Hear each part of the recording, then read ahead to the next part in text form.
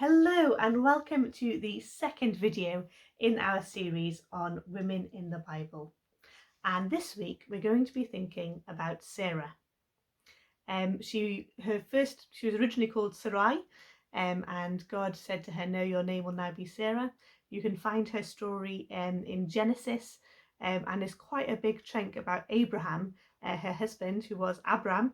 So Abram and Abraham are the same person. So if you look in sort of Genesis 12 and onwards, you'll see passages about her. And there are three particular passages that we'll think about today and what we can take from them. So the first one is the story. Sarah and Abraham travel a lot, and it started with Abraham, or Abram as he was, his father. When he was still alive, he took Abram and Sarai as she was, and Lot, and they moved around and they went where he went. And then God calls Abram and says to him, "Look, you're going to be my guy. I want you to follow me," and he sets him off. And he said, leaves everything behind, and Sarai and Lot and Abraham go off and follow him. And at one point in their travels, they're going in to a new nation, and Abraham's a bit worried because Sarah was incredibly beautiful, and Abraham was really scared that people would see Sarah and want her for themselves, and they'd come and kill him in order to free her. Now, Sarah was his half sister, so he said to her, "Look, when people ask, don't tell them that we're married, just tell them that we are brother and sister." So Sarah did, and the king got very interested in her, but fortunately God stepped in and said, "Don't take Sarah, she's married to Abraham." And the king confronts Abraham about it, and he admits it, and the king makes right and gives him gifts in spite of having been lied to. And then the second story is another famous story about Sarah is where she laughs. So three mysterious visitors turn up at where they're camped out, and Abraham rushes to hospitality mode and sets before them a beautiful meal and talks to them, and they're messengers from God. Some people think they're angels, and Sarah is listening behind the tent where they sort of sat under a tree, and she's hiding from them and listening. And they are talking to Abraham, and Abraham has had a covenant promise from God saying that he will be the father of great nations, and these three messengers are coming to reconfirm that with him. And he says, "Look, I'm old and I have no kids. How on earth can I be the father of a great nation?" And they say to him, "Within a year, Sarah, your wife, will fall pregnant and have a child." And Sarah hears that and she just laughs. She's sort of given up on ever having children. I think she's about 90 years old, so she laughs, and they hear her. And so they say to her, "Sarah, why did you laugh?" And she says, "No, I didn't laugh." And they said, "You did laugh." And they go off. And within a year, she has a child. But before she has a child, Sarah has given up all hope of bearing a child for Abraham. And one of the things that she does is that she takes her slave girl, Hagar, and tells her that she is going to be a surrogate, which was a very normal thing in those days. And she gives Hagar to Abraham, and Hagar, of course, falls pregnant and gives birth to Ishmael, who is sort of head of a lot of the Islam, the history of the Islamic people. And Hagar starts to bully Sarah and teases her for not having had a child, and Sarah gets very upset and insists that Abraham send Hagar away, and Hagar's sent up to live in the desert. So there's quite a lot about Sarah in the Bible, and there's a lot of things that we can think about. And the first thing that always occurs to me, which has always frustrated me because it's something that I had to work through myself. Sarah was a people pleaser. You can see that she agreed with Abraham. "You want me to pretend to be your sister? Fine." Okay, I'll do that for you. And then she's accused of laughing, and she can't bear the thought of people thinking that she's done something wrong, so she denies it. No, I didn't laugh. No, of course I didn't. Of course I'm taking you seriously. And when she feels like a failure, like she's never going to give Abraham a child, she does everything she can. She doesn't just wait for God to provide. She's like, no, I have to make this happen. And she takes responsibility for something that really isn't her responsibility, that she had no say over. And she goes and gives Hagar to Abraham. I'm fortunate that I've been surrounded by very supportive people, and it's taught me to stop being quite such a people pleaser. I'm not totally free of the habit, but I'm much better at not doing that now. But I do remember, especially as a teenager, I was somebody who would just do anything to try and make sure that life was easy for the people that I was trying to please. And it's quite a trap to be in.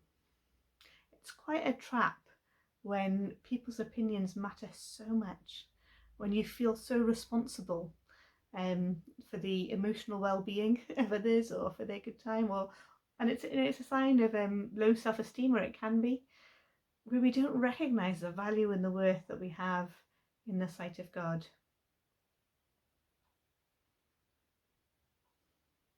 And I think often it gets in the way of us really listening to God's voice, because we don't want to wait for things just to happen, like Sarai didn't. And it's hard to call out what's wrong when we value other people's opinions and what they think matters above our own judgment. And sometimes it can be really helpful, where we end up doing a huge amount of good because we want to please people, although it doesn't always do us much good. And sometimes it can be really harmful because we stop others from being able to take responsibility for things because we keep grabbing it for ourselves. So I wonder if there's any area in our lives where we've noticed that we are people pleasing, where our decisions aren't based on what we think we really should be doing, but based on what's going to keep the peace, what's going to make people happy, what's going to make people think well of us.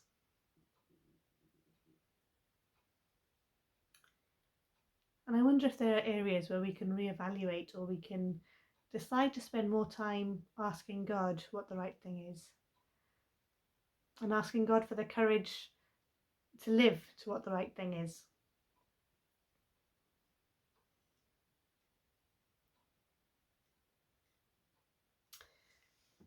So the second thing that I think about Sarah is that her family life is just a crazy muddle.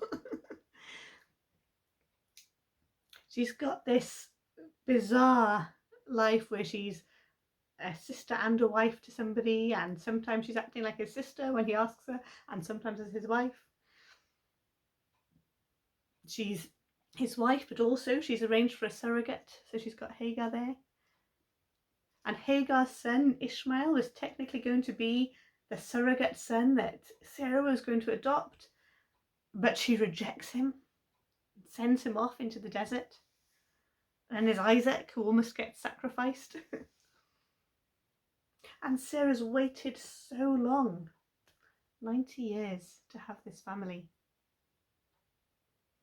And in spite of the chaos and the confusion and the complexity of their family, Sarah is one of the founders, of our faith, and of the Jewish faith, and of the Muslim faith.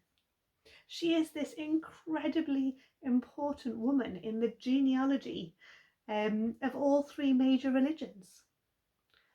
God has a huge use for her. And granted, we don't have a lot of stories about the quiet days in Sarah's life. And I'm sure she was a very devout woman, because they meet with God several times, and I'm sure they were careful to obey him, and she's willing to be obedient when quite big things are asked of her. Often we look for heroes in our church, I think, We see people who inspire us and we think, gosh, their faith is fantastic.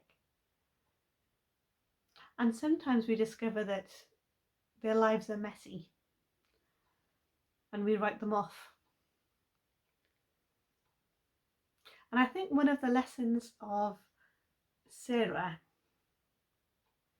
is that Christian heroes are complex people. And a lot of the big Christian figures have got complicated lives. And some of the things they do are fantastic and brilliant, and God uses them. And some of the things they do are messy and difficult. And that's really tricky.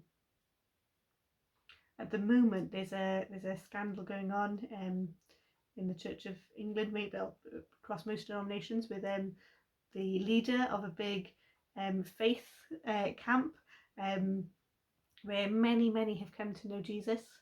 He's a leader of one of the churches where lots of people have been discipled and have had real spiritual experiences. But he's also done some really unwise things, and those things are coming out in the papers. And that's really hard if you're somebody who has come to Christ because of the words of somebody who's made some big mistakes. And I think it's really tricky in our churches when we discover that people's lives are messy and they make mistakes. Do we keep valuing them? Is it okay for them to still be leaders in our churches? Is it okay for them do we just let them go and try and forget everything they've ever said? And I think we have to be wise, particularly these days, in making sure that we are careful, that we're not putting people in places of power and authority without checking that they're going to be safe. But I also think we can't deny that sometimes broken people have spoken to us and we have heard God speaking through them, because God is great enough to do that. So I wonder if there are leaders in your life or people who have influenced you or heroes that you look up to that maybe you want to spend some time thinking about the effect they've had in your life. I wonder if there are people that you need to forgive for being human and for sometimes having messy things. And if you're somebody who is in a place where people look up to you and look to you, which most of us I think are, although we don't always realise it, maybe we need to think carefully about being honest about the fact that life is sometimes messy, and be honest about the times when we think, actually, this has been from God. This is where I thought I was just going to take over and do my own thing, so that people can be clear and recognise that it is God who works in us, in each one of us, rather than it all coming from ourselves. That's probably plenty for today on Sarah. That she's a very interesting character, and there's lots more about her in the Bible. So please do go and read some of Genesis and find out more about her. Thank you for joining me today, and we will see you next week for the next character in our Women of the Bible series. Bye.